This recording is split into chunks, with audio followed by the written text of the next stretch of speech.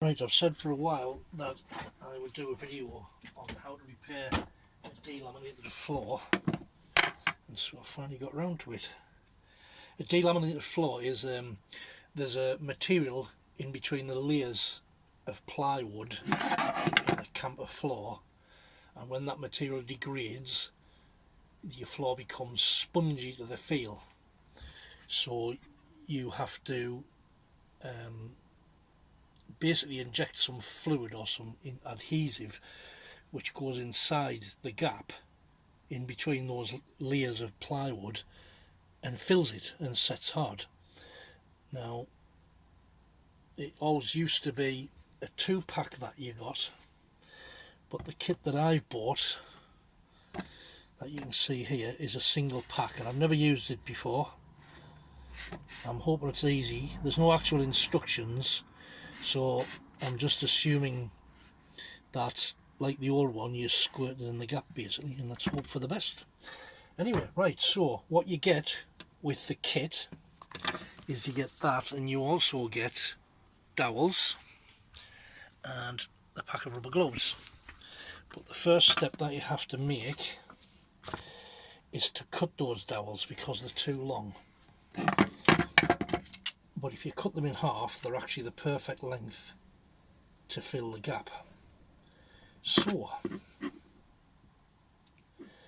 that's the first task.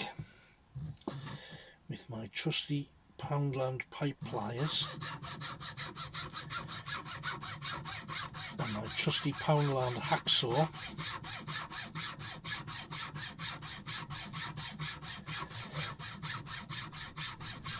some people actually advocate cutting them only 1/3 of the length of the whole dowel. I've not found in the past that that makes any difference for me. It's just an awful lot more work. Oops. Oh. That's my trusty Poundland saw that does that all the time. Probably need tightening up with my trusty Poundland pipe pliers. Okay. Let's see if we can find that other dowel. Now they just need cleaning off the edges a little bit. Bear in mind you're going to step on these or cover them with a carpet or whatever, so they don't want to be too rough, but they do smooth up a little bit once you've filled them with the chemical, and once the chemical's set, I find there's nothing really very much sure, so I'll just give them a little rough clean like that. That one's actually not very good because I've cut it cockeyed, so I'll just do one more and then I should have enough.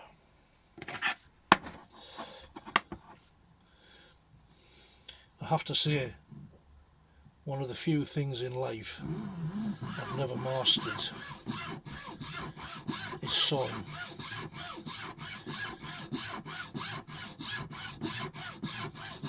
As you can tell.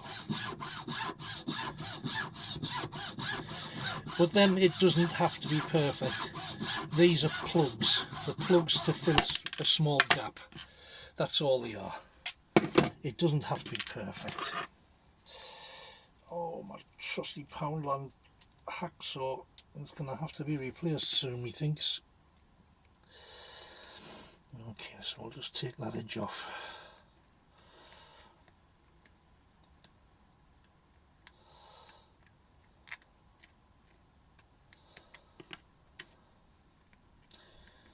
And then I think I've got enough done for now. Right, so I'll put those to one side. Now, those dowels almost always come in an 8mm size. So, obviously, you need an 8mm wood drill. And there it is. You can tell a wood drill because it has that spike on the end. It's not like a normal drill. So there you go. I've got my 8mm drill. I've got my dowels cut. You also need some powder, baby powder or talcum powder of any description really. That's for once you've finished, you sprinkle a bit of that all over, and it tends to help dry up any bits of fluid that you may have dropped here and there. And of course, trusty kitchen towel, so we can put a little bit of that over the entire repair just in case. Next step. Right, next step is obviously to find out where your floor is delaminated. Now for mine, the spongy area is here. I don't know if you can see on the camera. That's very solid, but that's very spongy there, right in front of the fire. So this here is the area I'll be working on, and as you can see, I've worked on it before too.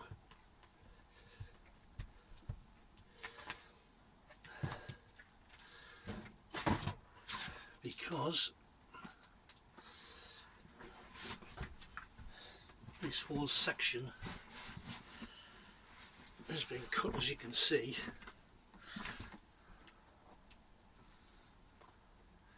and in fact needs to be cut more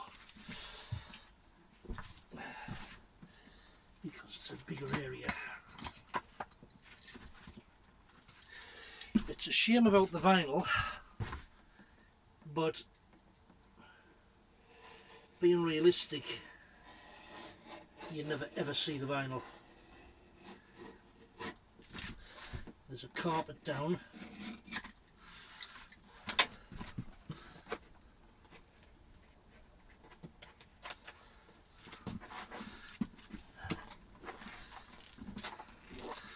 And there we are.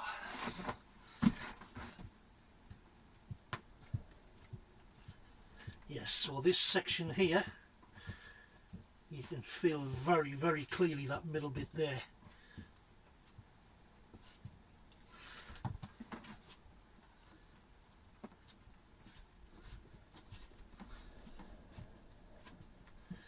And I think that's actually the only bit. I thought it was also slightly soft here. Ah, it is there.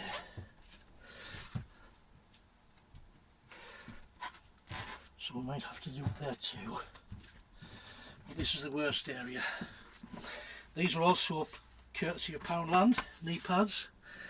They make a massive difference, making the job much more comfortable to do. Right, so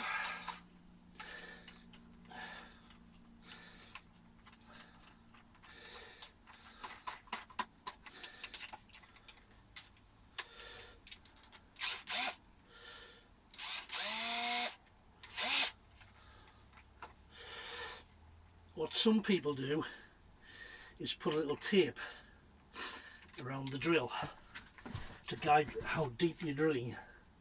So in fact I'm going to do that once I get my first depth. It's best to go reasonably slowly so you don't punch too quickly.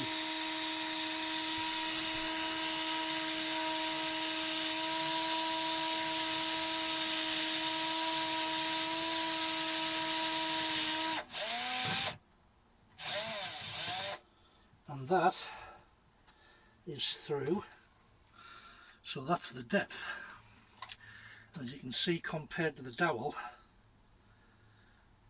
it's almost the complete length of the dowel. So let's put a bit of tape on that, and then I have an idea of what I'm doing. Have I got any tape left?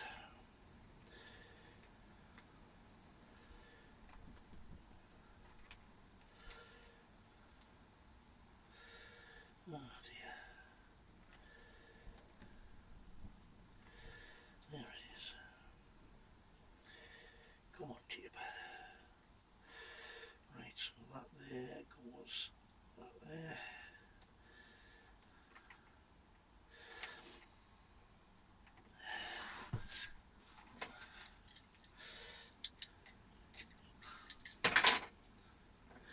And there we go.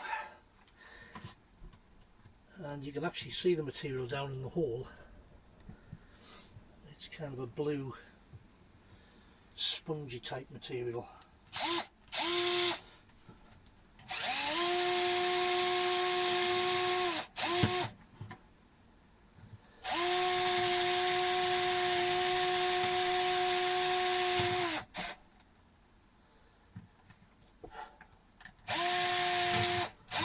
That one through easily.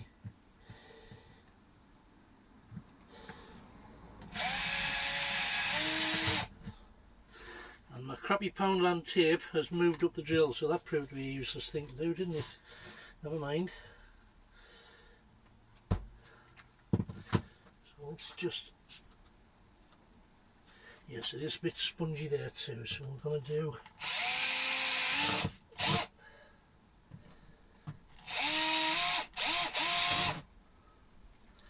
just a couple of holes here.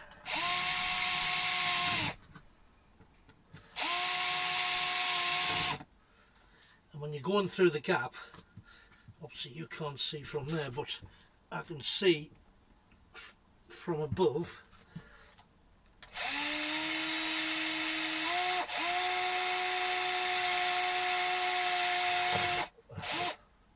that the blue polystyrene isn't perhaps as thick as it should be. So it's actually very simple to see where you should be repairing. Oh, look at that bit. Can you see that going down?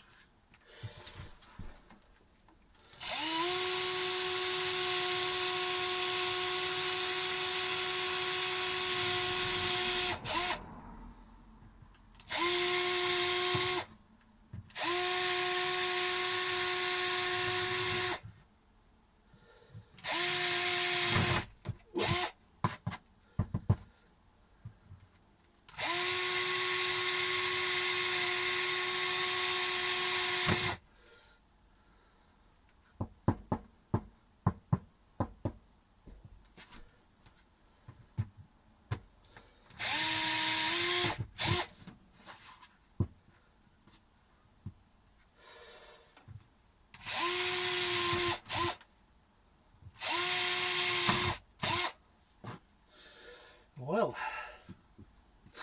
that's quite a large section.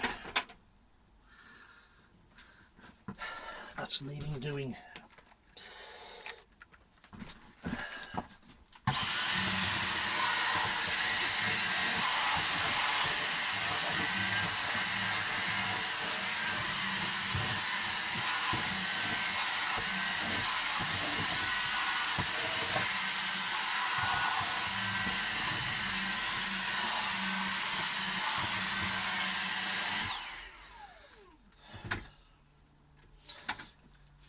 And because it's so large, I can only think that I had a little bit of a flood, so I'm going to assume it's the water that's actually damaged the plywood.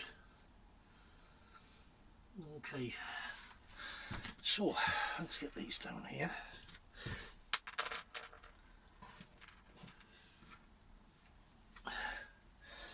Let's put a glove on.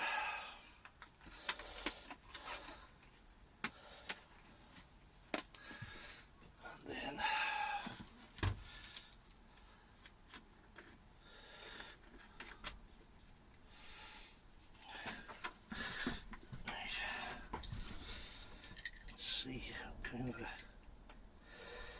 nozzle we can make for this. Perfect. It's only a tiny hole because I don't want it coming out far too fast, but we don't want to take all the either. Now the idea is, once you've got this in place, you can form a seal in this hole with your bottle. So as you press to get the fluid inside, if you've got the right place, then the fluid should eventually move down to the next hole and you should be able to see it in the next, coming through the next hole. If not, perhaps it wasn't as bad as you thought.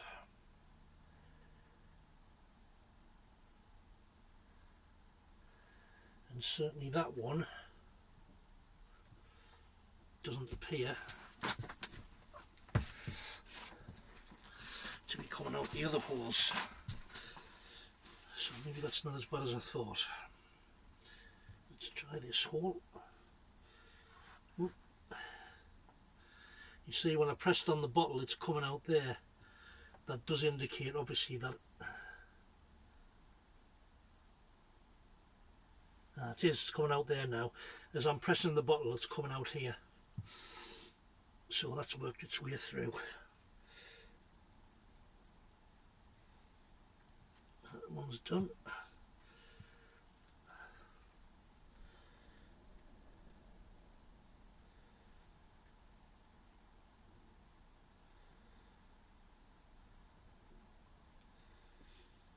Now,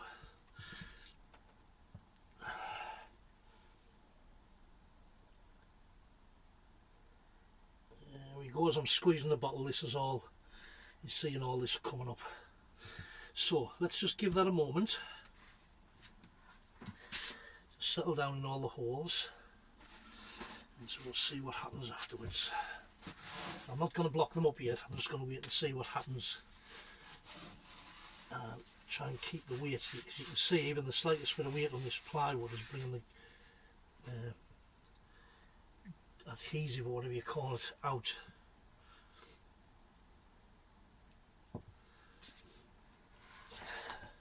Clearly it doesn't need doing badly.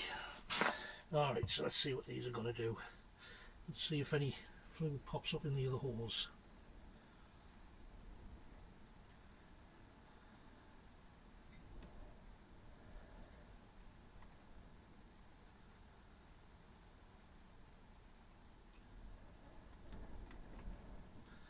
Well, I can't see it.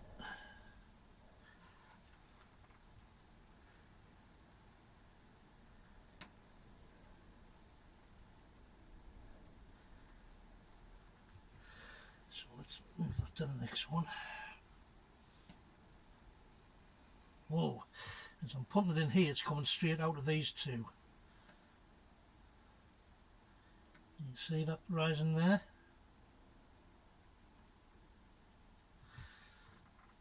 I can also see a little here and a little here, but not much. But these are obviously, they're all interlinked, you can see they are. Oops.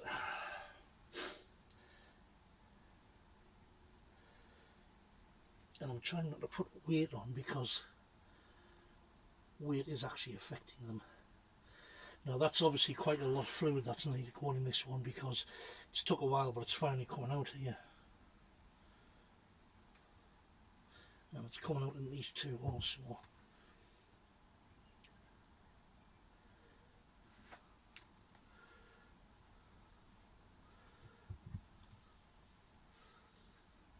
I mean, I'm sure somebody could be cleaner than I am being.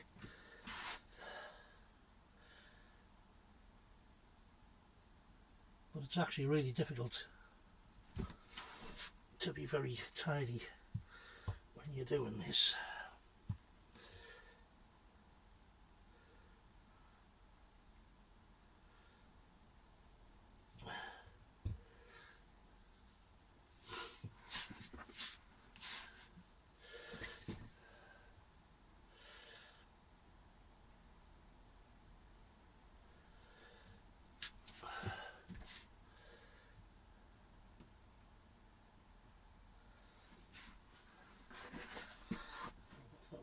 Through yet.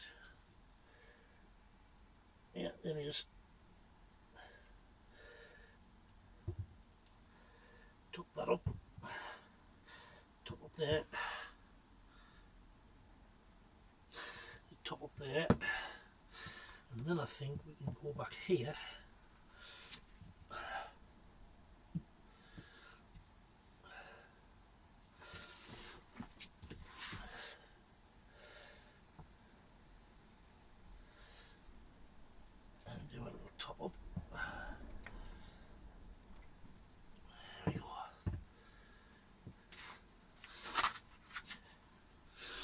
Let's give that a moment.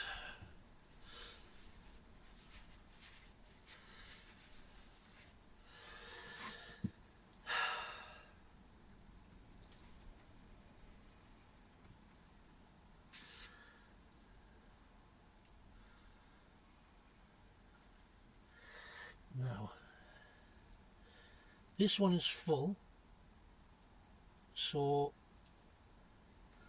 I'm going to take the opportunity to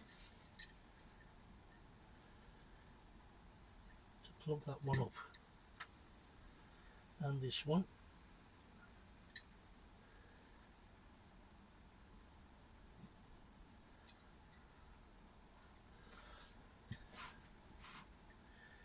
And I think this one too.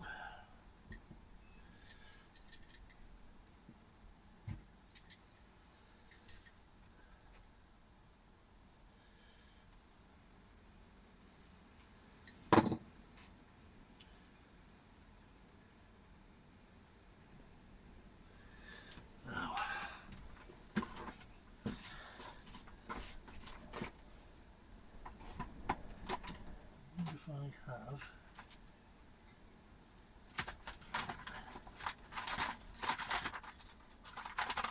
I certainly do. I have one of these, so let's just have a little.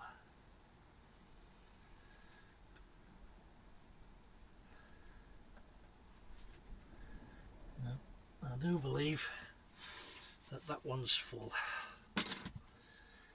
So let's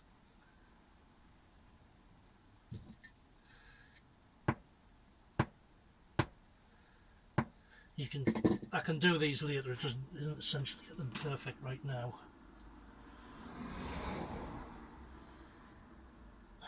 Oops.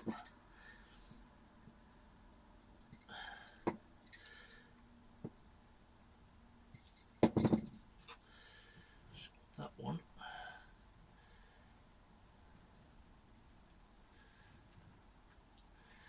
I think on the one hand, you've got to try and get this fluid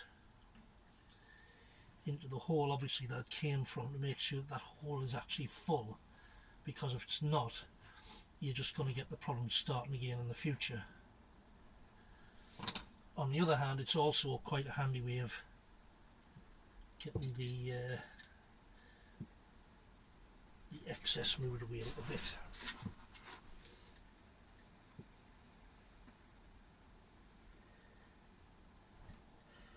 That doesn't want to go in. There we go. Now, as you notice, I don't know if you can see from there, there's a seam all the way along here, so I'm actually on a different section of plywood to the one that I'm working on, and that's actually very useful, because if I wasn't, my weight would be pushing all that fluid back out every time I moved.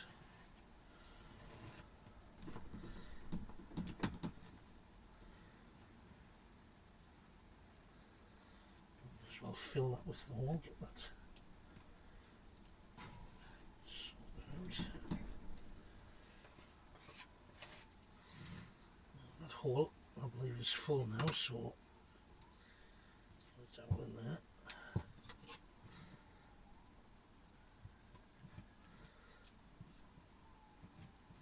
As you can see, it isn't actually hard. It isn't difficult at all to do. I think the key thing is, and I mean, you can see I've repaired this one before, this same area, and there is a little story behind that. When we first bought this van, which is a Baron's Firestorm, well, it's an Eldis, and in the last few years I've stopped spitting when I say Eldis. But anyway, it's an Eldis Firestorm, it's a dealer special, and when we first bought it, we were constantly having a wet floor and we couldn't figure out why. We took it back to the dealer several times, they couldn't figure out why, and in the wisdom, they finally, and the dealership is shut now, so I'm not telling tales out of school, they finally came up in their wisdom with the idea that it was our fault because it was somehow forming condensation within the van, and it was the condensation that was pooling on the floor in front of the fire here, this area, and that's in fact what was causing the dampness, the and moisture. So we had to stop using our fire as much, and we had to ventilate much better than we were doing when we did use the fire, and we had to check for the condensation, as they call it, constantly in order to prevent it being a major problem, which, as we all know, condensation is the devil. Well, it was only after a while, because I think they were just a bit thick, I think, but it was only after a while that we realised it was always worse after I'd filled the water tanks. So one day I'd filled the water tanks and I had a look. There's a hatch in the wardrobe here to get where the water tank 8 lives, and indeed there was a wet patch on the floor, a very fresh one, but there was obvious signs of old ones too. And so it didn't take very long at all to establish that the pipe connecting the outside filler to the tank itself wasn't fitted properly, and that was why it was flooding all the time. But to be fair on us, sometimes once the tank was full, but maybe we didn't use very much water, so it could have been a little while afterwards, as we were driving, the overflow was also leaking out, and so we didn't necessarily equate it instantly with filling, because it wasn't always when we filled that it happened. Anyway, that's what it was in the end. So I bought a new filler and I fitted a new pipe to it, and there's never been a problem with flooding since. However, clearly all the damage had already been done.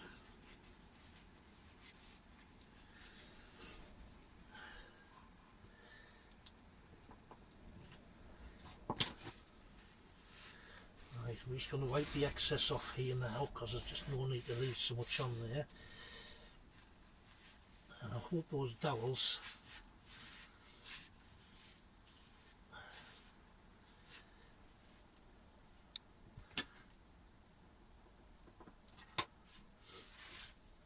make a nice seal, because that's effectively where you do get your seal from. Okay, so I'm going to put one in here.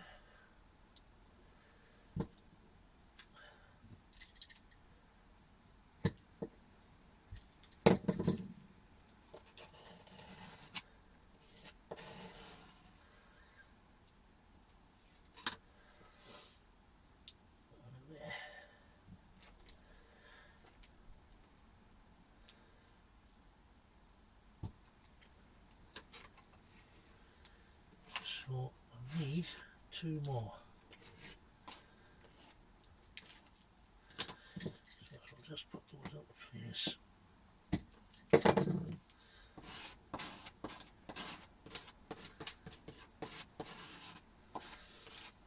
Right.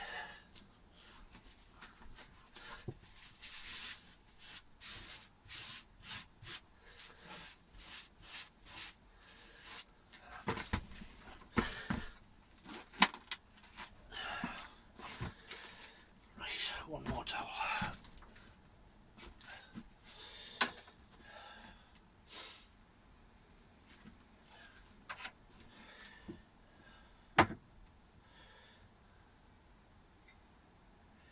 Now, as you can see, this is actually the 3rd time that I've done it, but it's slightly different places each time. It's the same area, but it's different places. So my advice is, once you've done it, keep a very strong eye. This takes 24 hours to cure, by the way. Keep a strong eye after 24 hours for when it's all hardened up, and you see, I should have put that other rubber glove back on, shouldn't I, because I'm all cutting out adhesive now. Keep an eye and make sure nothing's leaking, and after a few days check the rest of the floor and check it very carefully to see if there are any other soft spots.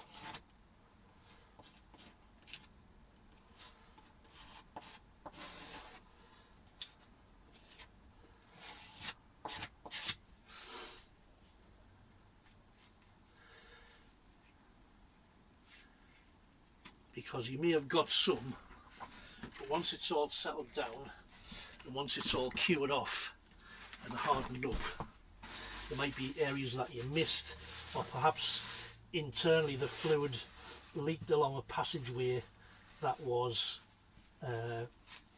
empty, but it was difficult to get to, and it took a long time for the fluid to kind of make its way down that passageway, and that leaves your wood bouncy and spongy again.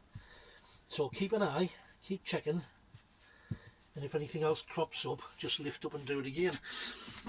I mean, my vinyl's ruined now. I'll leave it in place still, but it's actually ruined because I've had to cut it. But here, as I say, I've always had a carpet since the day I bought the van, and so it doesn't matter. Once the vinyl's on top and then the carpet's on top of that, who cares? It's just part of life, unfortunately. Now, the 2-pack fluid, you had the polyurethane type filler, and then you had a hardener, much like Araldite from the old days.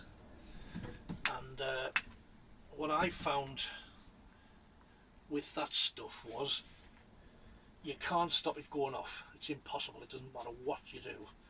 People say keep it in a moist environment, keep it sealed with no air in a vacuum. You see all kinds of things. You can't stop it. So I have absolutely no idea whether you can stop this or not. That seems like a fairly tight seal on the top, and I'm hoping you can see. I mean, there's still actually, if I let some air into that bottle so it goes back to shape, you should be able to see we've used a fair bit. Used about a quarter of the bottle, but in fact what I'm going to do, just to help things along, is I'm going to blow as much air as I can out of the bottle before I seal it, because it's the air that lets it go off.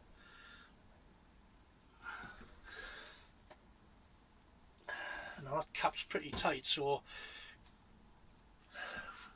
fingers crossed, touch wood, it's going to be right. So the next bit, I'm going to splash this absolutely everywhere, because although we can cover it with something, we still don't want stuff sticking to it, so it's just make things a little bit easier. Because once this stuff goes off, it's gone off. It's very difficult to remove, which is why it's good to get a smooth surface on it as best you can.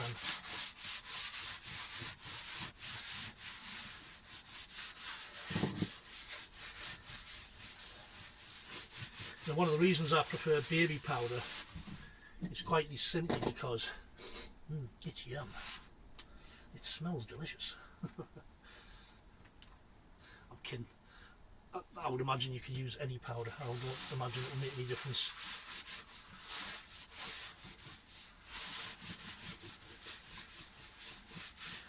Right, so we'll do that, and then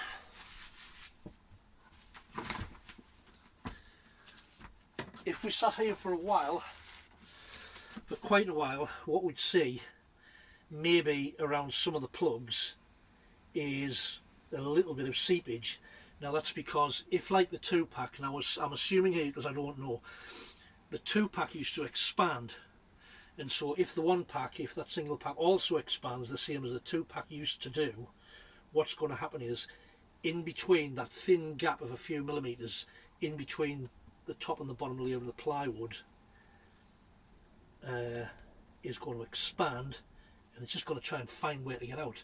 Now I have been told that sometimes it can actually bend the plywood itself. I've never heard that happen to anybody, but apparently it does happen. So what we do is we put something reasonably heavy on top of the job once we're finished. So you get that viper back.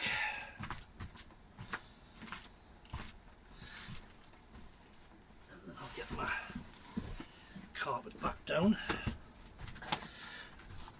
And then what I'm going to do is, I've got two tool cases which are actually quite heavy. So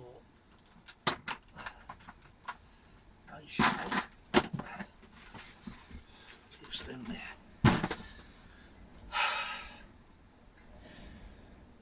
Which means my movements are going to be restricted for the next 24 hours, but hey ho! Let's hope that fixes my floor. I'll do a follow-up to this because I think there is another spongy pot spot just behind there, and sometimes I think there's a spongy spot about here. So I'll do a follow-up where I check the work that I've done and I'll look for other work too, and I'll let you know in another video. Right, thanks very much for watching. I'm sorry if you hated it. I'm glad if you liked it.